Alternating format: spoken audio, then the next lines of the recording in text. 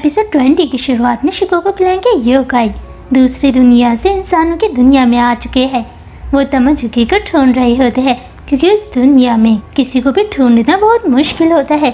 तमाजुकी ने रिको से कहा है कि वो रिको के दोस्तों और टाउन में रह रहे लोगों को नुकसान नहीं पहुंचाएगा। उन्हें महसूस हो रहा है कि शायद कुछ बुरा होने वाला है। रिको के दोस्तों में से सिर्फ क्योत्सुगो ही एक अकेला इंसान है जिसने अब तक किसी भी डीमन को नहीं देखा है। वो उन्हें देखना चाहता है।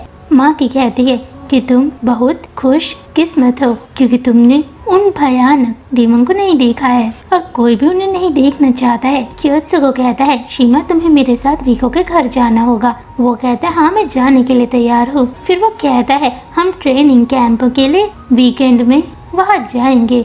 रिको हैरान हो जाता है। शीमा कहता है मैं बिल्कुल भी वहाँ नहीं जाऊँगा। कोई भी वहाँ नहीं जाना चाहता है। काना खिड़की के बाहर देखती है। मौसम बहुत खराब हो रखा है क्योंकि शिकोको क्लैन के कुछ डीमंस दूसरी दुनिया से इंसान की दुनिया में आ रहे हैं। शिकोको माउंटेन में जहाँ पहले वो कोजो से दूर भाग रहा था वही अब वो कोजो के पीछे भाग रहा है। वो उसके साथ खेलना चाहता है लेकिन कोजो आराम करना चाहता है। वो कहते हैं तमाजुकी के हाथ में पौराणिक खजाना लग चुका है। तब से मेरे प्यारे बेटे का व्यवहार बदल चुका है और तभी से वो सभी डीमन का मास्टर बनना चाहता है। तमाजुकी अब शिकोको के 88 गॉड्स का मास्टर बन चुका है क्योंकि उसके पास पौराणिक खजाना है जो एक कटाना है। उसने ही तमाजुको को चुना है। नूरा क्लैन के योकाई सतर्क है। वो सभी आसमान में देखते हैं। वो शिकोको क्लैन के बारे में बात कर रहे होते हैं। रिको अपने मन में कहता है कि मुझे ताकतवर बनना होगा। मेरे दादाजी भी यहाँ पर नहीं है। वो सभी रिको को समझ रहे होते हैं कि उसे नूरा परिवार की फिक्र है। शॉय भी नूरा परिवार के घर पर होता है। शरारा भी वहाँ से गुजर रही होती है। शॉय अपने बारे में बताता है कि शरारा बचपन से मुझे डीमन की दुनिया में शामिल नहीं होना चाहता था क्योंकि मैं इंसानों की तरह ही आराम की जिंदगी जीना चाहता था। मेरे पिता के कारण मैंने डीमन की दुनिया को चुना है लेकिन रिको कुछ नहीं कर रहा है। उसने अब तक मुझे मेरे पिता का बदला भी नहीं लेने दिया है। मुझे अपने पिता से प्यार है। तमाजुकी नूरा परिवार का डर उनसे छीनना चाहता है। उसे विश्वास है कि रिको को वो हरा देगा। वह कहता है इनुगामी तुमने अच्छा काम किया है। तुम एक कुत्ते की तरह नूरा परिवार से लड़े हो। वो अपने असली रूप में आ चुका है। नूरा परिवार के सभी योकाई सो रहे होते हैं। शॉय वहाँ से गुजर रहा होता है। शरारो को किसी के कदमों की आवाज़ सुनाई देती है। किजोरो भी उठ जाती है कि शिकोको क्लैन के डीमन वहीं पर रहते हैं। वो अपने पिता का बदला लेना चाहता है। वहाँ बहुत सारे राक्षस होते हैं। वो पूछते हैं कि तुम कौन हो। शॉय कहता है ये नूरा परिवार का क्षेत्र है। मुझे तुम जैसों को अपना नाम बताने की कोई भी ज़रूरत नहीं है। तभी उनमें से एक राक्षस कहता है तुम्हारा कोई नाम नहीं है और वैसे भी तुम मरने वाले हो। वो शॉय पर हमला करते हैं। शॉय ज़मीन पे गिर जाता है। शॉय को बहुत ज़्यादा चोट लगी है। शॉय का कोई इरादा नहीं था नूरा परिवार में शामिल होने का। ही कहते हैं शॉय मैं ताकतवर हूँ लेकिन मुझसे भी ज़्यादा ताकतवर नूरारियो है। मैं उनकी सेना में इसलिए शामिल हुआ क्योंकि वो किसी भी आदमी के दिल को अच्छे से समझते हैं और एक दिन तुम ज़रूर मेरी बातों को समझोगे।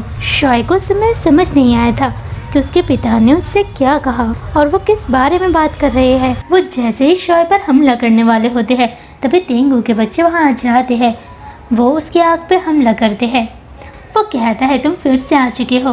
वो कहते हैं अगली बार हम तुम्हें फिर से हराएंगे। वो उनका पीछा करना चाहता है। वो शॉय को अपने साथ ले जा रहे होते हैं। तमाजुकी अपने तलवार से उसे रोकता है। फिर वो कहता है कि तुम उनका पीछा मत करो गुस्सैल दानव क्योंकि हम उन्हें युद्ध में हराएंगे। रिको को पता लग चुका है कि शॉय की जान खतरे में है। रिको पूछता है कि क्या हुआ। वो कहते हैं शॉय अकेले ही शिकोको क्लैन के योकाई के यहाँ गया था। रिको कहता है इसमें मेरी गलती है क्योंकि मैं कायर हूँ। वो उसे समझाते हैं कि इसमें तुम्हारी गलती नहीं है क्योंकि वो अकेले ही गया था और उसी ने कहा था कि अपने परिवार की समस्या हमें खुद ही सुलझानी चाहिए। रिको कहते हैं मुझे क्या करना चाहिए क्योंकि मेरे दादाजी ही को अपना भाई मानते थे इसलिए वो हमारे परिवार का हिस्सा है और उनका बेटा शॉय भी हमारे परिवार का हिस्सा है। वो दुखी हो रहा होता है। वो चिल्लाते हुए कहता है ये सच है तुम्हें लड़ना होगा। तुम्हें डीमन की सेना में शामिल होना होगा। गियोगी कहता है जैसे सुप्रीम कमांडर यानी नूरारियो ने डीमन की सेना का नेतृत्व किया था। वो सभी रिको को समझाते हैं। रिको को कुछ समझ नहीं आ रहा होता है कि उसे क्या करना है। वो रिको को चेतावनी देता है कि तुम्हें अपना असली रूप उन्हें दिखाना चाहिए, तुम अपने गुस्से को बाहर निकालो। और कहता है मुझे उन सब से नफरत है जैसे वो है। वो कहता है तुम्हें अब उन्हें दिखाना है कि तुम डीमन की सेना का नेतृत्व कर सकते हो। रिको की मॉम पूछती है कि तुम्हें क्या हुआ है। रिको कहता है मुझे कुछ नहीं हुआ है। वो एक पेड़ के पास जाता है। रिको को याद आता है कि बचपन में नूरारियो डीमन की सेना का नेतृत्व कर रहे थे। वो किसी युद्ध में जा रहे थे। तब वो अपने दादाजी के साथ जाना चाहता था, लेकिन उन्होंने उसे मना किया था कि इंसानों को जाना वहाँ सुरक्षित नहीं है क्योंकि तुम इस समय छोटे हो, अपना काम खुद ही करना चाहिए। रिको अब डीमन की सेना का नेतृत्व करना चाहता है। वो सब रिको के साथ है। वो सब कहते हैं हमें आप पर विश्वास है, आप जहाँ भी जाओगे हम सब आपके साथ जाएंगे। शरारा को रिको का डीमन वाला रूप दिखाई दे रहा होता है। रिको शरारा के करीब आकर कहता है कि मुझे तुम पर विश्वास है। शरारा खुश हो जाती है। वो खुली आंखों से सपना देख रही होती है। रिको अपनी अंतरात्मा से बात करता है। वो अंत में कहता है तुमने डीमन की सेना का नेतृत्व करने के बारे में सोच ही लिया। रिको कहता है मेरी तरह एक इंसान क्या कर सकता है। मैं जानता हूँ कि तुम्हें समझना कठिन है, तुम ताकतवर हो और डरावने भी। मैं इंसान और डीमन की रक्षा करना चाहता हूँ। वो कहता है इंसानों की रक्षा तुम करना, लेकिन डीमन की रक्षा मैं करूँगा। रिको कहता है एक दिन मैं भी उस दुनिया को देखना चाहता हूँ जिस पेड़ की शाखा में तुम बैठे रहते हो। वो कहता है बच्चे तुम बहुत जल्दी ये सब देखने वाले हो। रिको कहता है मुझे बच्चा मत कहो। वो गायब हो जाता है। शॉय वहाँ जाना चाहता है। रिको कहता है तुम्हें उठना नहीं चाहिए। शॉय इस समय गुस्से में है। वो कहता है तुम एक इंसान हो इसलिए मुझे वहाँ जाना चाहिए और अपने पिता का बदला लेना चाहिए। रिको कहता है अगर तुम शिकोको क्लैन में जाना चाहते हो तो अगली बार मैं तुम्हारे साथ जाऊंगा। अब से मैं डीमन की सेना का नेतृत्व करूंगा। शॉय हैरान है। रिको कहता है तुम्हें बेचैन होने की ज़रूरत नहीं है क्योंकि तमाजुकी एक बेवकूफ़ डीमन है। तुम्हें मैं मरने नहीं दूंगा क्योंकि हम एक परिवार है। रिको का डीमन वाला रूप जाग चुका है। वो मुस्कुराते हुए कहता है तुम्हारे पिता का बदला हम जरूर लेंगे। वो सभी रिको के पास आते हैं। रिको मुस्कुराते हुए कहता है हमें डीमन की सेना तैयार करनी चाहिए। वो चारों ही रिको को देखते हैं।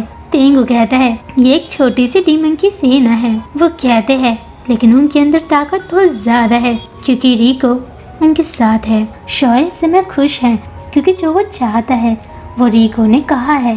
वो शॉय के पिता का बदला जरूर लेगा। फिर हम तमाजुकी को देखते हैं। इनुगामी की हालत बहुत बेकार है। वो नोरा परिवार पर हमला करना चाहता है। तमाजुकी कहता है हमें युद्ध के लिए तैयार रहना चाहिए।